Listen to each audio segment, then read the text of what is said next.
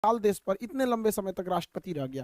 देखिए, Vladimir Putin का जन्म 1952 में एक बहुत ही नॉर्मल फैमिली में हुआ था। इनके पिता सोवियत संघ में एक नेवी में अपनी सेवा देते थे। उस समय नियम था कि हर परिवार के लोगों को सेना में सर्व करना है, जैसे आज इजराइल में है वहां पर। तो ये नेवी में सर्व करते थे और इनकी माँ एक छोटी सी फैक्ट्री में वर्कर थी। इनका जीवन बहुत ही साधारण परिवार में बीता।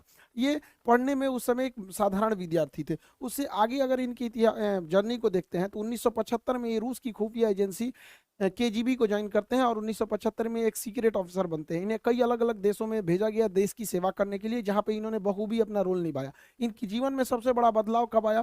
जब 1989 में जर्मनी रूस के खिलाफ होने लगा। जर्मनी में पहले रूस का प्रभाव था, ये जर्मनी और रूस में आधे ही जर्मनी के बीच में एक दीवार चलाई गई थी जिसका नाम था बर्लिन की दीवार। इस साइड का हिस्सा रूस से प्रभावित था और इस साइड का हिस्सा अमेरिका से प्रभावित था।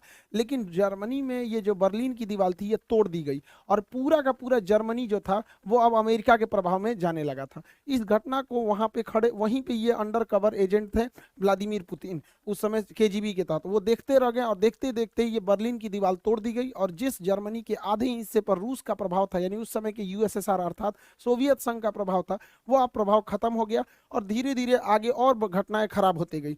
रूस की जो उस समय का नेतृत्व था रूस को संभाल नहीं पाया और एक के बाद रूस में क्रांति बढ़ने लगी और रूस जो था उस समय सोवियत संघ हुआ करता था, पूरा नाम USSR, union of Soviet socialist Republic. इसमें 15 देश होते थे या 15 देश 1991 यानी 1991 में बिखर गए। इसमें से कौन कौन से देश बिखरे? Estonia, Latvia, Lithuania, Ukraine, Moldova, Belarus, Georgia, Armenia, Azerbaijan, Kazakhstan, Kyrgyzstan, Tajikistan, Turkmenistan, Uzbekistan. नक्शा की क्लास में आप सब लोग को याद करा दिए थे। तो बच्चों का चीज है ये सब, दुनिया के केंद्र देश कहाँ पे, तो ये तो आप सब लोग को पता ही है। तो टोटल यूएसएसआर 15 भागों में टूट गया, जिसमें सबसे बड़ा भाग जो निकला था वो था रूस, जबकि इसके जितने जो छोटे छोटे देश थे ऐसे 15 देश टूट गए।